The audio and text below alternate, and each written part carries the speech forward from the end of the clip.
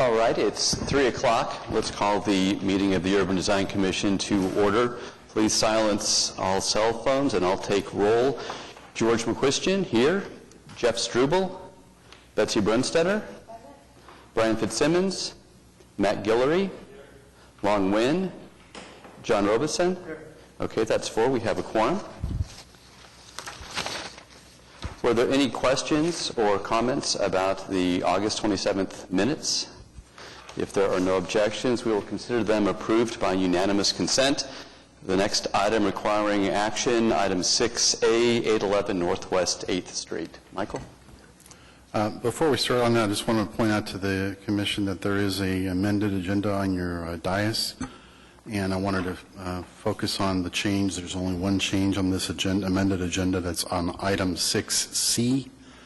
We added or modified the address to include both 1601 and 1609 North Blackwelder.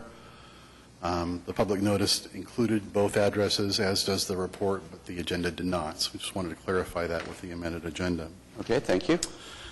Item 6A is a proposed demolition of an existing residence and detached garage for the construction of a residential duplex. We've prepared a report for your consideration and with a recommendation for approval. Well, actually, a recommendation for the Commission to make a determination on whether the structure should be demolished is significant to the history of the district or the area. And if so, then they should recommend denial of the proposed demolition. And if not, then the Commission should go ahead and recommend approval or approve the request for the demolition. I did want to point out a few items on this. This is an application filed by a gentleman who is involved in the development of the duplex next door. And for that reason, a lot of the details you see on the plans for the new residential structure are similar to or exactly the same as the structure that was approved 2 years ago and recently completed. They have flipped the floor plan from what was done next door. I did want to point out that the proposed structure has an issue with the requirement, or the guideline for co-expression of joints in the stucco material. The previous project that was approved in 2012 did not have that feature either, and it was not discussed or addressed in the staff report at that time. However, when we raised it with the applicant on this particular proposal, they indicated that they would prefer to keep the stucco in this building similar to the building next door for continuity of the look of the two structures standing next to each other. And so for that reason, they proposed not to introduce the joints in the stucco. So that completes our staff report. We have kind of outlined for you the discussion with regard to the demolition of the existing structure. The one notable difference between this proposal and previous proposals in the Cottage District is that in most cases, if not all previous cases, the structure proposed for demolition has had some serious or significant structural integrity issues. In this case, the applicant has told us that there are no structural issues or other concerns that would prevent him from renovating the structure. So that's a little wrinkle as compared to some of the other proposals you've seen for demolition here in the Cottage District. That completes our presentation. We're prepared to respond to any questions the Commission may have. Is the applicant here? No. Okay. And just to focus in on that last point you made, this really is the first time an applicant has said economic feasibility, rehab, it's not an issue. It's simply that we don't feel this structure is significant and therefore should be allowed. We should be allowed. Well, we didn't really speak directly to economic feasibility. The discussion was more along the lines of what is wrong with the building. How many, what kind of foundation issues do you have? Is the roof in bad shape? Are your utilities need to be replaced completely? Code compliance with current, building code requirements and all that kind of stuff. And he indicated that he didn't think that there was anything of that nature affecting this particular structure. I think essentially what you're talking about here is that they feel that what they're proposing to build is going to give them a better return than trying to renovate the existing structure. And based on the recent completion of the structure next door, which is identical to this one, and the sale price they got for the units in that, they feel that they have a pretty good handle on the economics for that. Are there any comments or questions from the commission?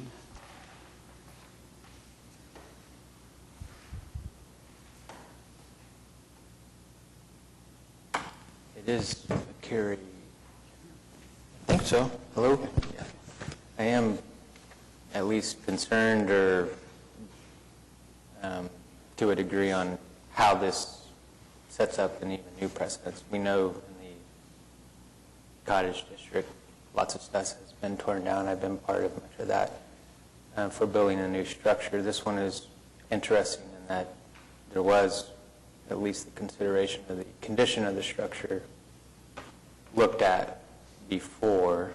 I don't know if that would have changed anyone's mind, but I'm also a little bit concerned that the proposed structure is identical.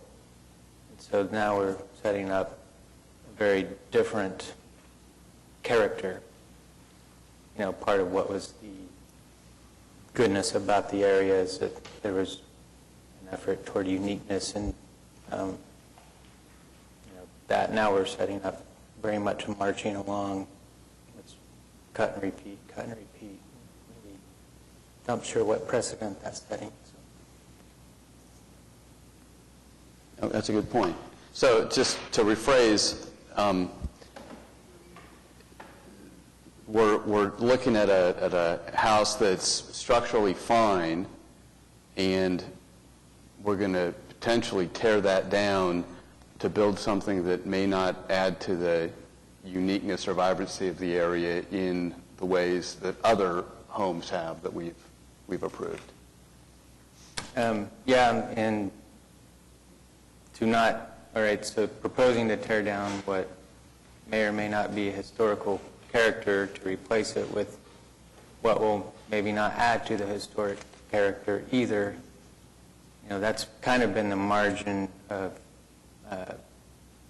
the subjective opinion. Are we proposing to replace it with something better than what was there, or at least equivalent? And this is, in essence, equivalent somehow. So.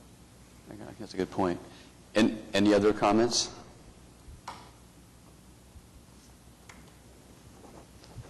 It seems as though, and Michael would maybe be able to address this, the applicant didn't even look at the possibility of rehabbing that house. Is that possible? We talked about primarily, we didn't really talk about anything along the lines of what it would cost to renovate the existing structure, but we did talk about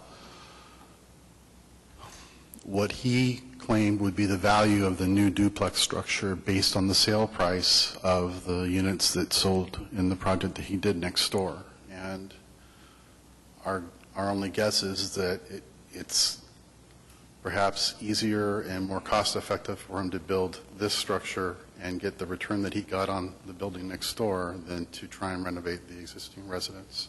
I don't believe that, from my discussions with the applicant, I don't believe that they spent any time trying to figure out what it would cost to renovate that house. I think that actually hits on maybe what does sum it up. This is the first project in the area that I can recall that has come before us that is asking us to look at short-term gains versus long-term gains. I'm just going to throw this out there. I think that we should either continue it or deny it. That's my opinion. Does the committee have any sense as to what they would suggest on this? My gut would be to continue it, to try to give the entrepreneur, developer, at least an opportunity to respond to some of our concerns. If they were here and we heard it and decided it would be another matter, but because they're not here, and I don't know why they're not, but it seems we should at least give them an opportunity to flag that we're concerned about it. We would like to have those concerns addressed. I'll move continuance. Okay. Okay, that is a motion by Brinstetter, a second by Robeson. That All would in be favor? until the next meeting. Okay. All in favor say, can we do next meeting, or do we have to do 30 days? I think we have to, Okay, till the October meeting. Okay, all in favor say aye. aye. Any opposed? Okay, that motion carries. Thank you. Next item is 6B, 500 Northwest 28th Street.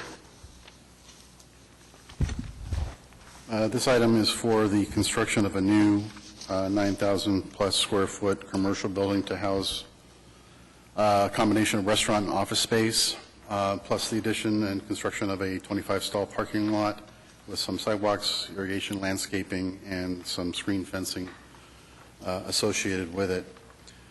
This is in the Tract 5 Paseo District, which, as you are familiar, has a kind of a Spanish revival architectural theme to many of the buildings that are existing there today.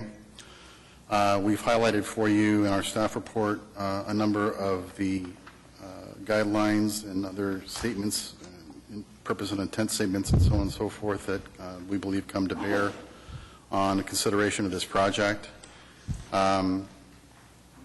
We have recommended approval of the structure, but we have also noted in our recommendation for approval that there are a number of items that are either needed to be corrected or incomplete items that need to be provided. So any approval of the project would have to be subject to those conditions so we can verify and ensure compliance with some other standards and requirements and guidelines that apply to the project. I think essentially with respect to this project, we're particularly concerned about, I guess, some of the materials that are being used and kind of contemporary modern style proportions and building and massing of the structure. But we were not able to indicate to you any provisions that they're not exactly in compliance with respect to the guidelines, but we did want to point out some areas that we have some concerns, and that's been explained for you in the staff report. So that completes our presentation. We're prepared to respond to any questions the Commission may have. Okay, were there any questions for Michael right now? The applicants are here. Anyone in the audience who would like to speak against or in favor of this project? Okay. Are you two about this project, Jeremy and Larry? And then how about the two of you in back? Are you to speak on this? Oh, okay. Okay, excellent. I did want to point out that there's an email that's been, a hard copy of an email provided to you on your dais. It's an email related to this project that was received last week and forwarded to you electronically. We wanted to make sure you had a copy of it in front of you for the meeting as well. Okay, perfect. Well, maybe we could hear from either Larry or Jeremy first, and then Joy, if you'd like to speak afterwards, that'd be great.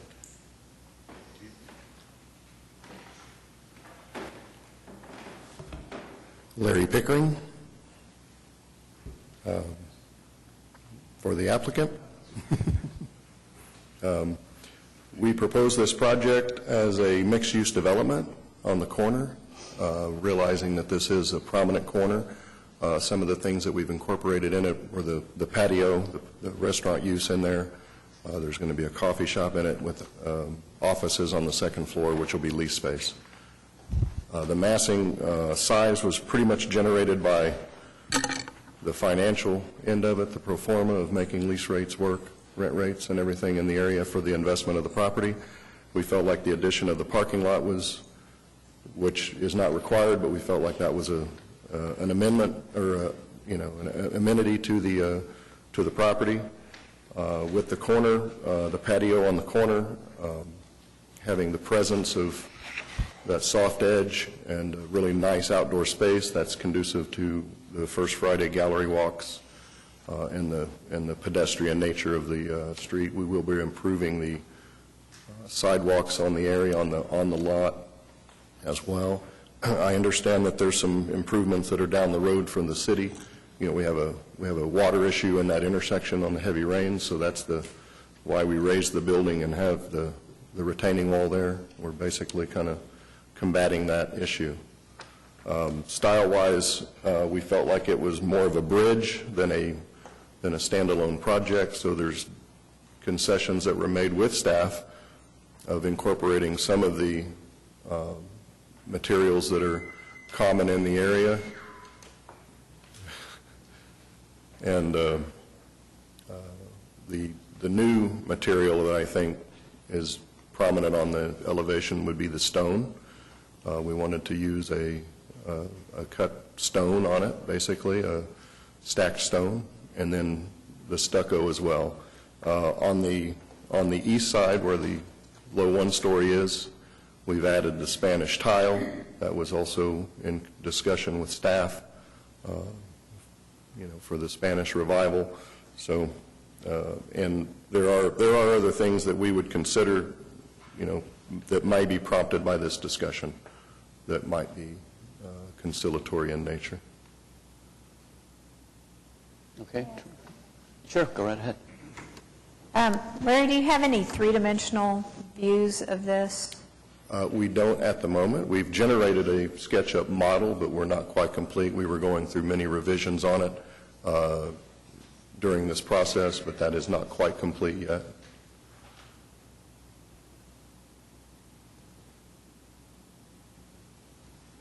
Anyone else right now? And if not, that's fine. John, do you want to? Well, I had a number of concerns. I'll try to go through them quickly. The part of the guideline was pointing to maintaining a kind of a sense of place on the street, and that includes proportions and materials and things like that. And I think that things like stone and brick are fairly, that's, the intrusions on the street have stone bases and brick beside them. And it would really help a lot if the scale of this was somehow modulated so that it wasn't just a two-story, another two-story wall on the street that's got a fairly short setback. So I'd like to see something that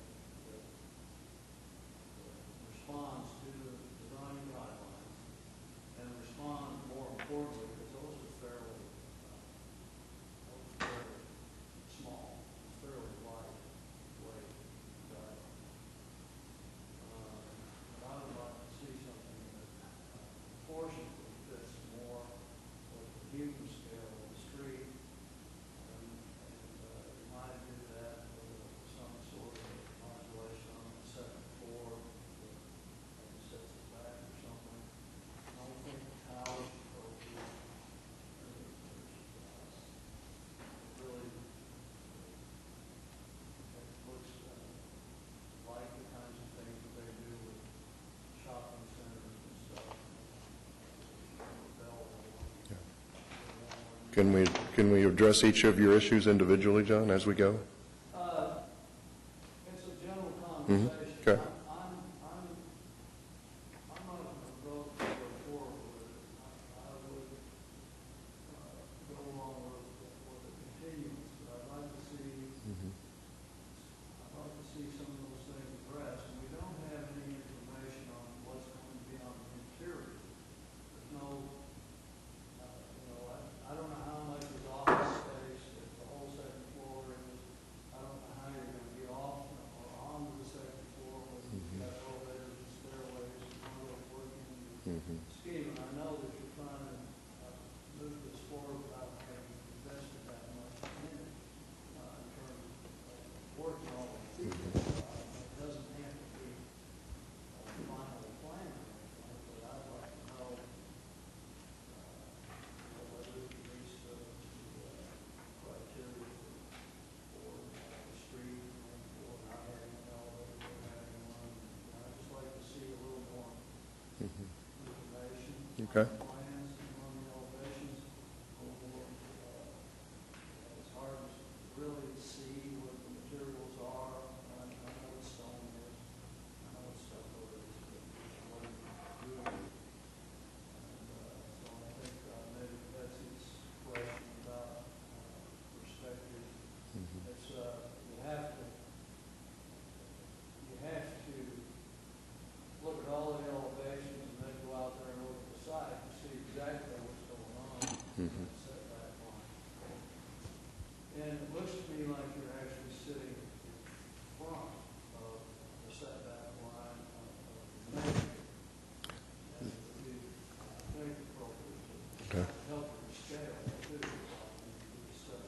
There's actually no setback line in the Tract 5 district, so there's not a requirement specifically to that. The requirement relates to the other buildings. It's not a flat. That did not come up in conversation with staff at the moment. That's my understanding.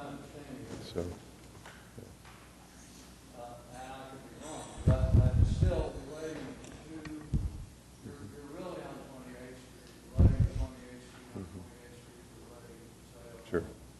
On Walkway, it's just, right now, it looks very large, and it doesn't have a lot of features on it. In relationship to the building next door, which was the one we were kind of focused on, we're actually in the same height range as the Avalon building because we do step down with that retaining wall. So the massing was there. It is a little forward of that building. In discussion with the property owner of the Avalon, there was no problem as far as what her perceptions were. I understand your concern about that.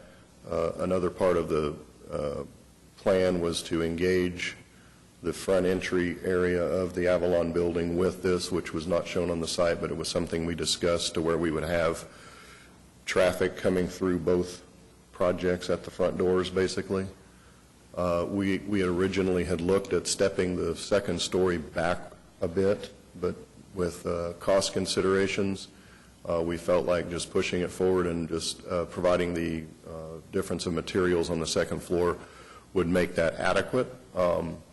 In regards to the fenestration, the windows and everything, we were willing to go ahead and concede the storefront on the second floor and making punched openings and things like that. So there's things that we would do, yes, John, to address some of that, some of those concerns,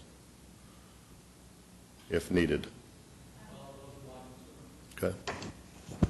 Since you're listing things, I'll add to that list, and I'm assuming that we might want to continue this until We might, the next meeting or beyond.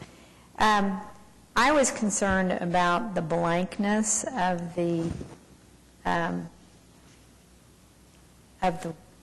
south facade, and I understand that that's kind of the back door, but it's also a side that adds to the vibrance of that street. And so it turns the corner, it looks like maybe you have a bar up against the south wall. The stucco on the east elevation and then the blankness of the south elevation just makes me feel like it's not very inviting. That's just, and then the other thing was the site plan. I don't know if you can do anything about this, but you said they're going to do some work on the street, in that the drainage in that area, is that right? In my conversation with Mr. Winger in Public Works, there's a future issue that's going to be down the road, but that's way down the road. So that's why we started with the whole height thing about cut and fill on this site to alleviate some of that, where we would, I mean, there's a tremendous amount of water, as your neighbors in the area can attest to. We've had a lot of flooding in the area. So we were just trying to raise that up a little bit to where we're cutting on the west side and raising it up on the east side. Well, I love the sidewalk, having to stumble through that horrible parking lot right now to get to JRB is really tough. I love having the sidewalk, but it seems like, and maybe this is going to be taken care of by the city, is that connecting the sidewalk from Paseo on down, is it 28th Street, to the east. Not that you should do that, I'm just saying that it's very difficult. There's so many curb cuts and curbs. It's in our plan to do it, actually. Where you see on the site plan what appears to be the entrance on the north side was the entrance to the service station that was there originally. That's right there. And then the little cut through of the curb is actually a little culvert that goes to the inlet that's right where the hand is on the screen. So we've got to leave that for right now. We wanted to go ahead and, if it was possible, to partner up and make that island actually fairly prominent in landscaping and everything, but that's down the road in the bond issues, according to Mr. Winger. So we were just trying to have a compromise of the elevation versus the existing grade and the inlet elevation of the storm drain that's there. It's inadequate, obviously, because of the flooding issues. Well, fortunately, we have a lot of people walking in that area. It would be great if that was a little bit safer and less irregular across that. In response to the east elevation, or the south elevation, excuse me, with the parking lot, we basically wanted to wrap the one-story building around and to make it appear like it was a one-story building. I think maybe some height there might be advantageous to make that kind of differentiation, but with that being the back of the bar, we didn't have the need for any windows or any Well, fenestration would be nice, at embellishment. least at the corner element, and especially on the front of the building.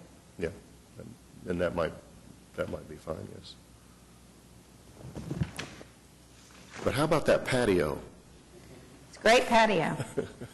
But Larry, I had one more thing to mention. Okay. Patty brought it up. Part of what we need is elevations of the areas that we can't see. The interior courtyard, In other words, the patio you got and trees everything. and stuff in front of the overhead doors, and I'd like to kind of see what those doors look like. John, you saw right through my smoke and mirrors, and I appreciate that. I really do. Well, a good landscaper is always a friend to a The south part, or the east part of the building was basically kind of an homage to the service station that was originally on the site. So our intent was overhead doors that could be thrown open. There's going to be a separation from the restaurant to the bar area, so there's not going to be a food issue there as far as that goes. So really, in nice weather, you throw the whole thing open, and it's open to the patio. That was the concept there. But we can certainly provide those additional elevations to you, yes. I don't feel like I owe anything to the gas station. That's okay.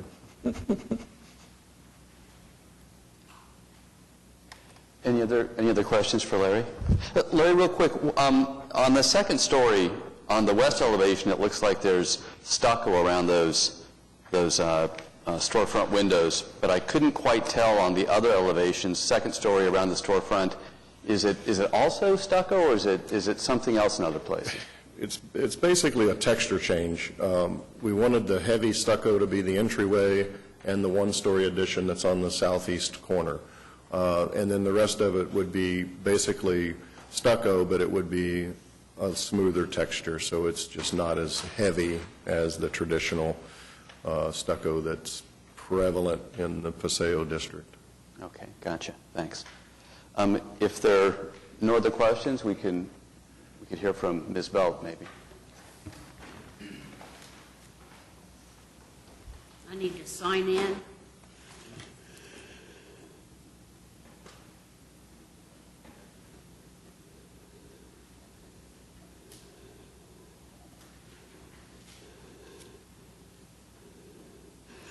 My name's Joy Reed Belt, and I want to thank you today for letting me talk to you about an area of town that's just very close to my heart.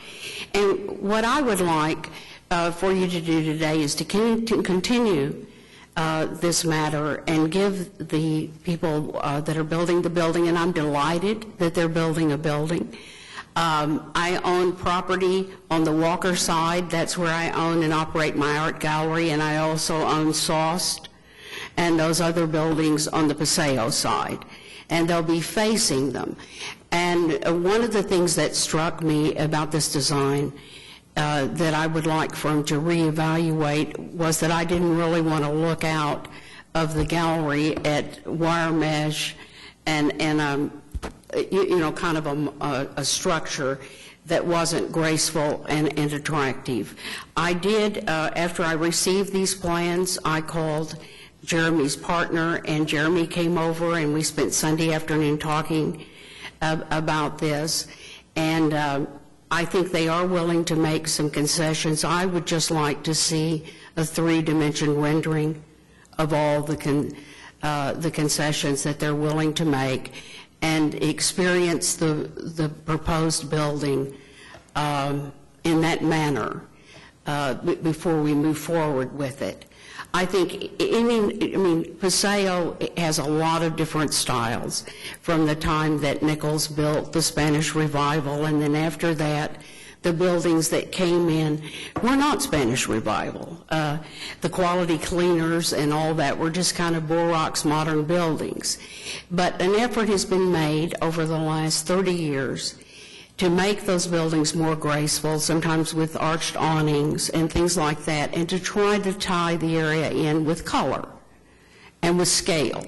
Even the new design of the plunge, that's done, the facade is done in 3 different colors that represent the scale of the buildings on Paseo that are across the street, rather than to have one building that's a block long.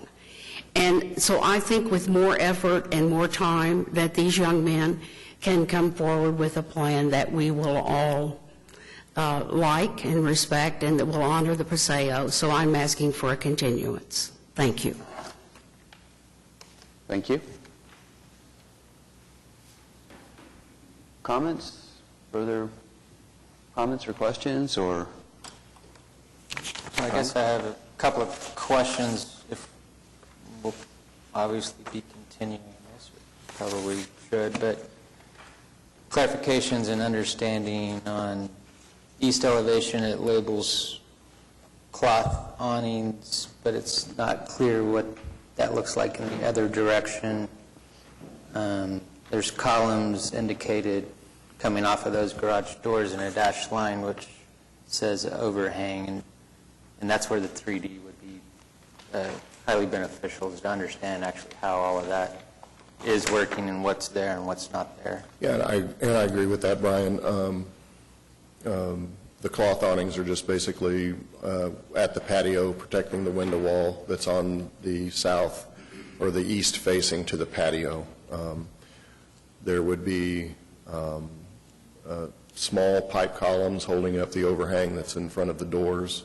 That's right there on the podium, on the screen. She's pointing that out. I'm not sure if you guys are seeing that, but there's a straight line awning that covers that area just to provide about 10 feet of covered seating area.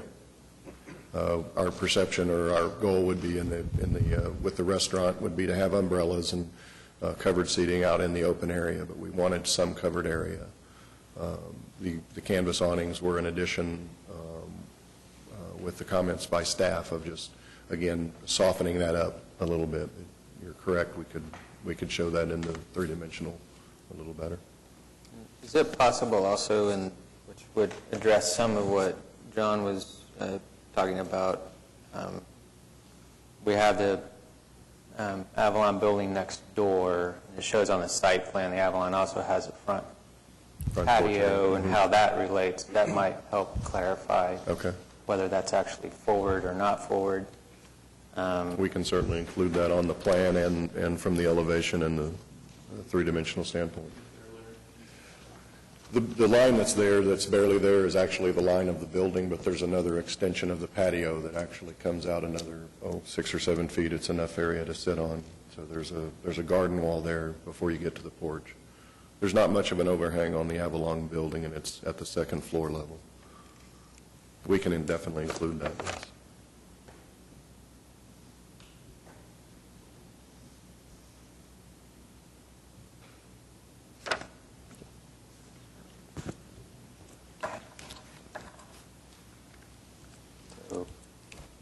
Betsy, any other questions? I move continuance until, do you need 30 days, 60 days? What would you? 30. Okay, till the next meeting? We want to move forward. Okay, that's, Wait.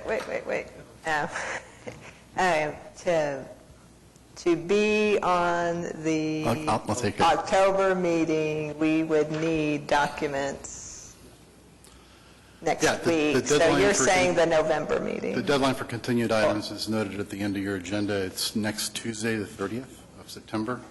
And you may note that we were receiving plans on this project last Monday and Tuesday, like the day the packet went to print, so we offered a lot of latitude to the applicant in this case. Coming to this meeting, I don't think that we're prepared to do that next time around.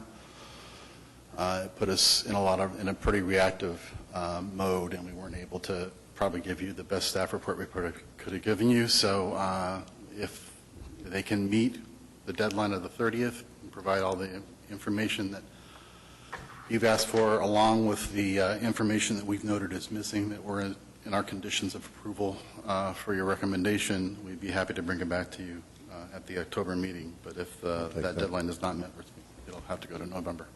In the interest of getting it right the first time, or the second time, if we sent you comments, could you forward those on to them? Absolutely. I would say that you would benefit from additional time if I the think so. applicant That's has the ability to, it looks like there's some study that needs to be done. I think you would. That's what brought it up. That's what brought up my comment is, Yeah.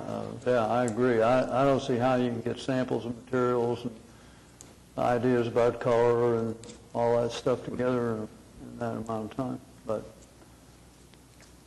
We would like to attempt that if we don't You make can it. try. You're not going to make it, And we we'll- won't make it. and we'll I'll go to the send next my meeting. checklist. Maybe Betsy could send hers. Very good. Is that okay to do? Okay, so I'll continue to make my motion. I move continuance until the next meeting unless they don't meet the October We like you to say the October meeting, not just the next October meeting. meeting, okay. And if they can't meet that deadline outlined in this meeting for the continuance materials, then Continue again. they'll go again. But Okay. I'll second it. Okay. So I'm going to assume that Paul helped me here from a parliamentary procedure. So we had a motion and a second, and then we have a motion and now another second. did we get a second on mine? So we had John, yeah, Jeff seconded. So you know what we may do, John, if you'll excuse me, but Betsy's second motion really wasn't substantially different than her first. She added the part about if they weren't ready, it would continue, but that would happen just as a matter of course. So if it's all right with you, we'll keep the initial motion, Betsy, and we'll avoid having to go do all the Yeah, parliamentary sure. stuff. Okay, thank you. So motion by Brunstetter, second by Struble to continue per Betsy's outline. All in favor say aye. Aye. Any opposed? Okay, we're continued. Thank you.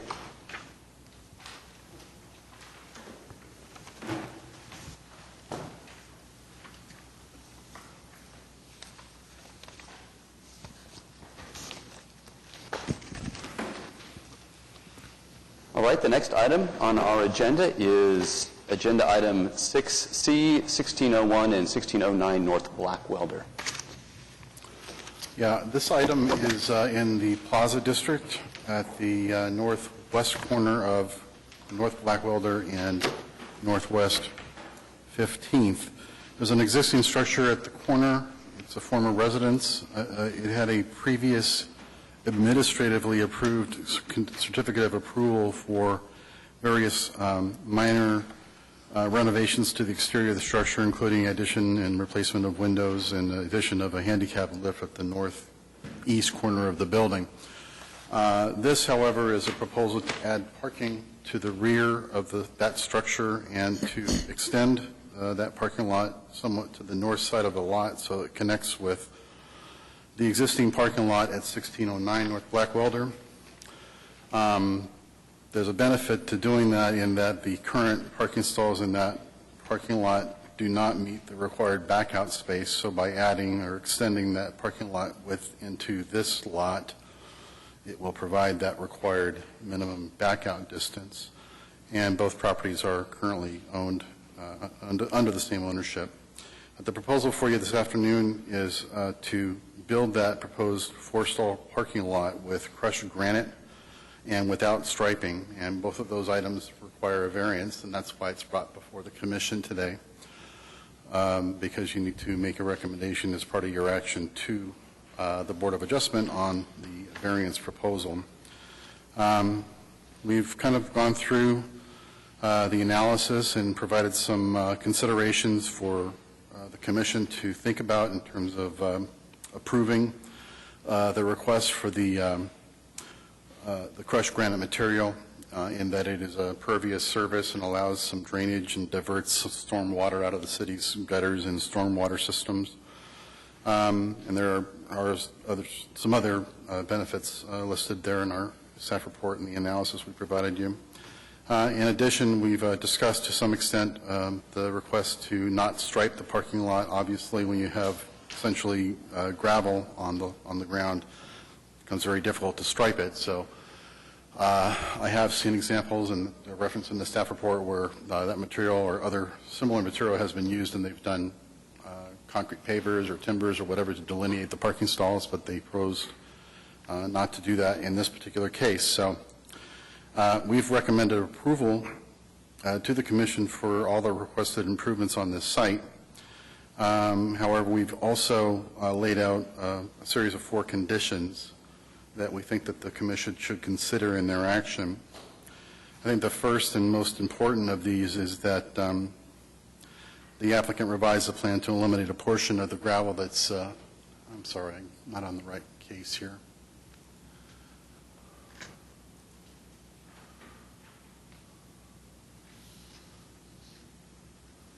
So the amount of distance needed to create that legal backout space for these parking stalls at 1609 goes into right around this space right here. So we feel it's a little bit of overkill to pave right up to the base of the existing residence on 1601, and felt it would be more appropriate given the need to, or the desire to create pervious surface, and this is going to be pervious as well, obviously the same as landscaping would be, but we felt it would be more appropriate to have a strip of landscaping adjacent to the structure as opposed to just the flat crushed granite of the parking surface adjacent to the house. So that's one thing we discussed with the applicant, and they indicated they wanted to propose this to the Commission, so that's what's before you. We also asked that the applicant revise the plan to show on the plans the location for the proposed trash enclosure, which is something that came up late in the review process and they didn't have time to address before the packet went out. So that's they're proposing a can collection service, so it shouldn't be a very big structure, and more than likely will probably be in the backside of the residence somewhere in this area, but we haven't really discussed that. We also want, in discussions with Development Services and Public Works, they feel that it's important, if we're going to approve the crushed granite surface, that the surface be enclosed and bounded by concrete curbing, so as to control and contain any runoff on the surface of the parking lot. And then additionally, we want to make sure that the approval of the certificate of approval is contingent upon receiving a variance from the Board of Adjustment for the 2 items related to the parking lot. And then we have the recommendation, second action for you to make a recommendation to the Board of Adjustment on that variance request. So that completes our presentation. I'm prepared to respond to any questions the Commission may have. I had a question about the, I have several questions, but one, the recommended landscaping or planter just to the north of the existing building, does that, I'm not exactly sure how it's laid out, but does that cut, what happens to the width of the parking aisle if you put something back there behind that building? Well, we've measured it, and I don't have the dimensions in front of me right now, but it's probably right about, I don't know, 19 feet or 20 feet at the property line right now.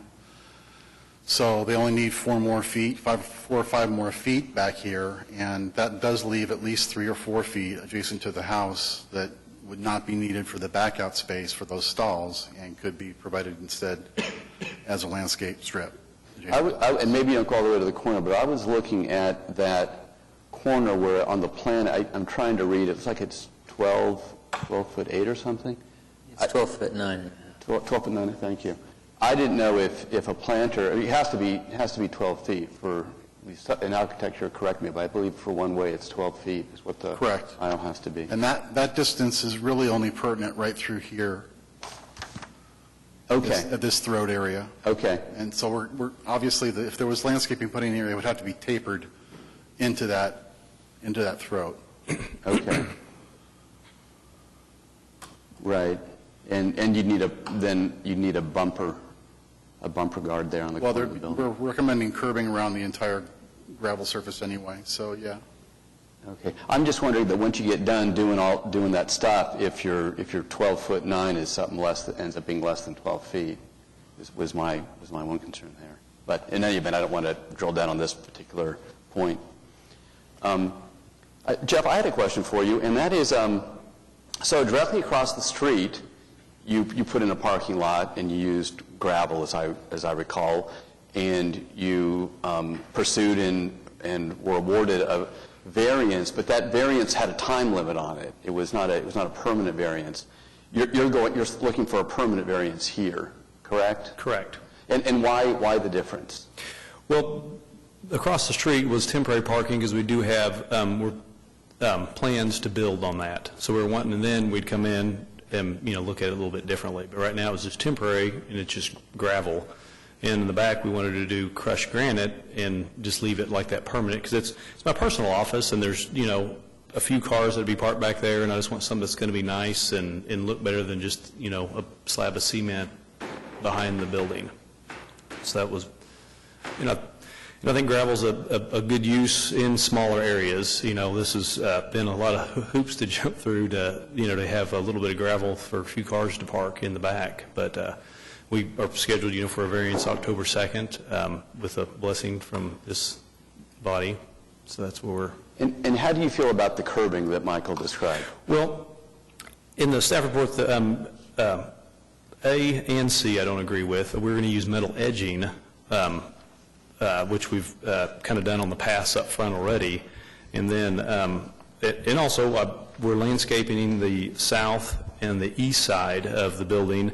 And also we're having to come in off of Blackwelder and then go around the building. So I think a planter against the building is going to restrict our lane going to the back parking. I mean, he's talking about backing up on the lot that's existing, but so I really was wanting to have all that crushed granite up to the building, and because it's kind of there's no windows on that side of the building, and downstairs, and I just wanted more of a lane to go around for make it around the corner for parking.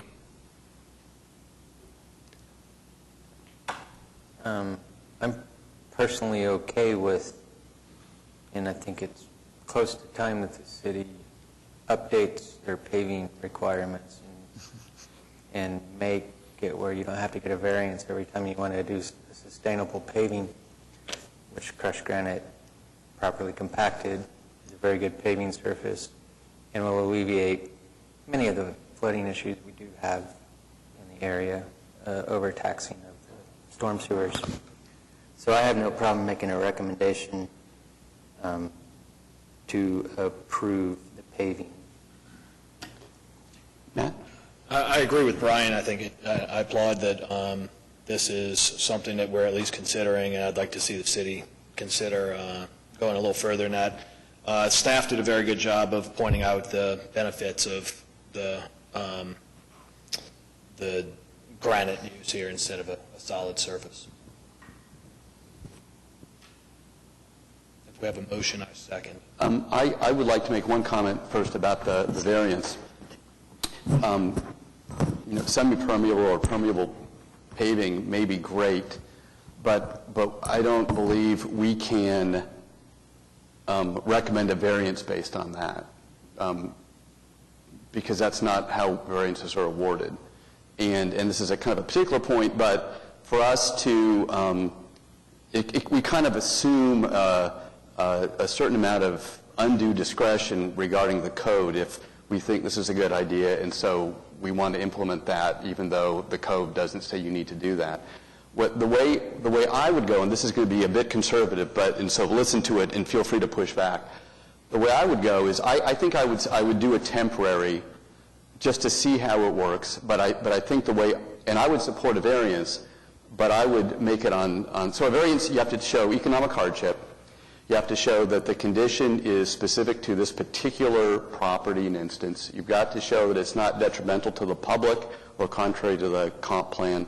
And then you've got to show that it's kind of the minimum required to get around that hardship. So what I would say, the way I would phrase this, is that it's an innovative use of an older building that many people thought would have and should have been demoed.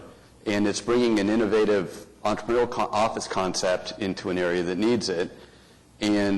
But to put all the paving and cement in presents an economic hardship to this kind of new business model that could be very exciting. And therefore, the crushed granite and gravel makes sense for this particular implementation that's kind of atypical and unlike anything.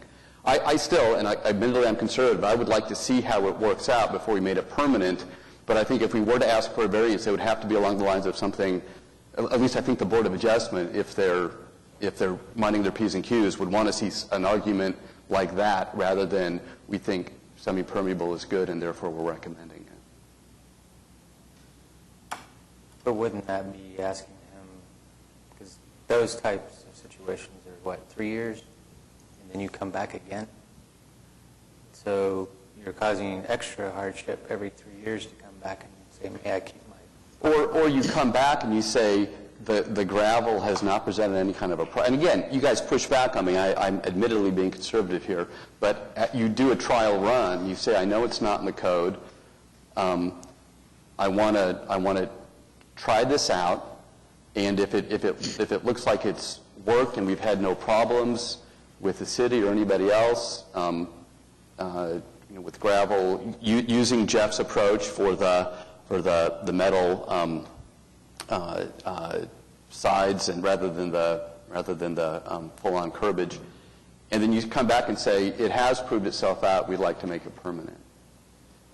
George, just for reference, alternative paving has come up at DDRC every month for the last several months. And it's also come up that we should be taking through an ordinance to just change the guidelines as they are now, but we didn't want to hit that very hard until some of these projects that had gotten variances were installed for a couple of years so that we could reference them as our test case. Okay.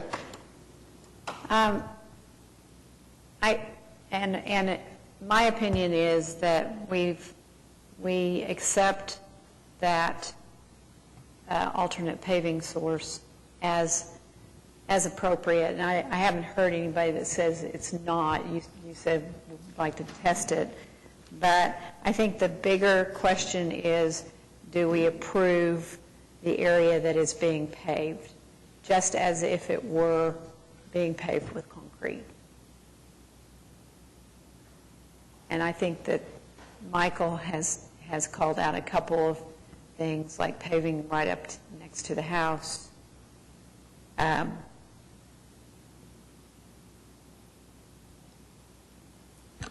One of the things we're concerned with there is cars actually running into the building. And a lot of times, you don't really see paving on a parking lot right up to the building. A lot of times you'll have a 5-foot sidewalk there that's got an elevated curb adjacent to the building, and that curb is kind of a wheel stop that keeps the cars from hitting the building. And that's just one other Unless you're aspect. going to park a car right up next to the building. Right. Well, but even if you're parking, I think you still need a bumper guard.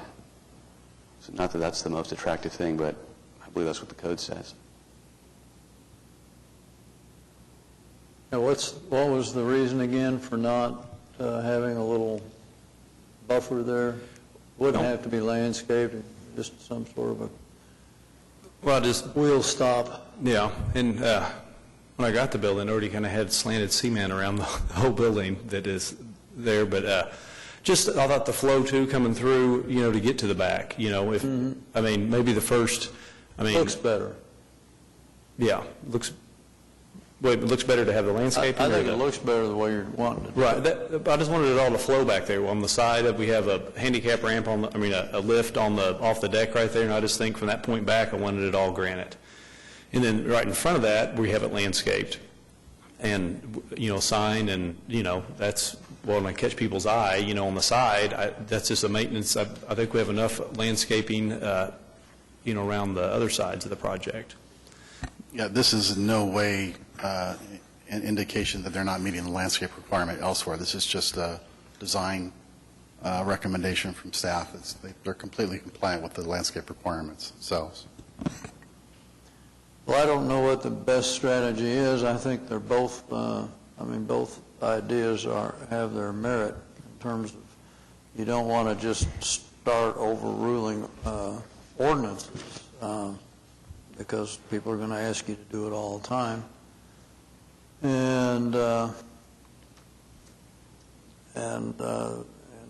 think Betsy makes a point too. So I'll follow anybody on that one. I don't know what's going to sell at City Hall. And I have to say, I think Brian's point about, not making the applicant jump through a bunch of hoops, especially given Lisa's background on the DDRC. So anyway, I'll just toss it out if anyone has any other comments or wants to make a motion. And two, if we look at bigger cities in Dallas, they do this, and they've been doing it for a while, and there's different, they've had good luck on big parking lots, so I think it's been something that has been used around, in the last several years, so. That's the I 2 cents. just don't want somebody talking about how they got away with it with us, and so when they start doing things that you wouldn't approve of, that are along similar lines, that we've done something to reduce the force of the ordinance until it's been revised. And my point is not about paving, it's about sometimes on these committees and commissions, I think the committee members start to render the judgments based on what they want to see or what they think should be, when the primary purpose is to be here and enforce guidelines and ordinances. So I just want to make sure we know that there's a line there and we're staying on the right side of it. Or intentionally crossing it. Yeah, or know full well what we're doing and when we go ahead and do it. Yeah. I make a motion to approve the application. Make sure. On condition that it receives a variance from the Board of Adjustments. Have we addressed the curbing issue? Metal edging is good with me. I make a recommendation for approval of crushed granite, compacted crushed granite paving with a metal edging on the condition that it receives a variance from the In the Board of Adjustments. configuration that is shown? In the configuration that is shown. And did you want to address the trash enclosure? That is continued anyways, correct? Would we continue that? Is that the best? We don't have enough information on it. You can approve it contingent on them adding that feature to the plan, and we'll take care of it from there. Okay. And add that to everything I just said, that the trash can screening be contingent upon staff review, approval that it meets the guidelines. I second. Okay, that is a motion by Fitzsimmons, second by Guillory. All in favor say aye. Aye. Aye. Any opposed? Okay, thanks, Jeff. Thank you. And I make a recommendation for approval to the Board of Adjustment. Okay, do we have a second on that? Second. Okay, that's Fitzsimmons, Brunstetter, and all in favor say aye. Aye. Any opposed? Okay, that recommendation carries. Thank you.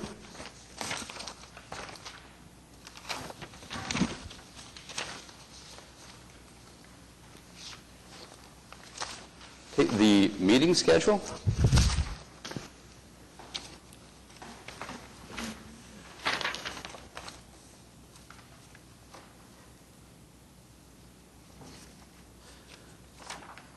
Michael, this is pretty much the same as this year, except for the October and November. Which we did for Dates. this year when we approved the schedule around this time last year. We made a modification to the meeting in November because it typically will fall in the week of Thanksgiving, and we wanted to try and avoid that as best as possible, so. I would just have one comment on this, and that is, I think you mean in the year 2016, I think we want January 27th. We can double check that.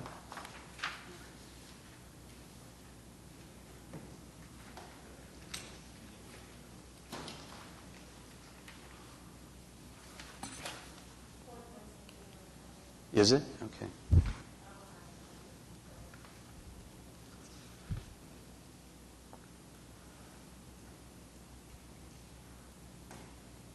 It seems odd it would be the same day in consecutive years.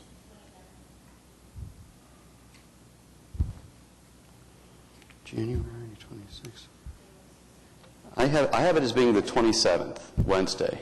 Okay.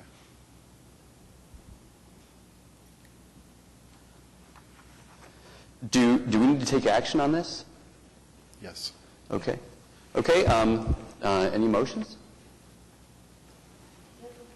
Move approval of the schedule with the change of January 27th being the date.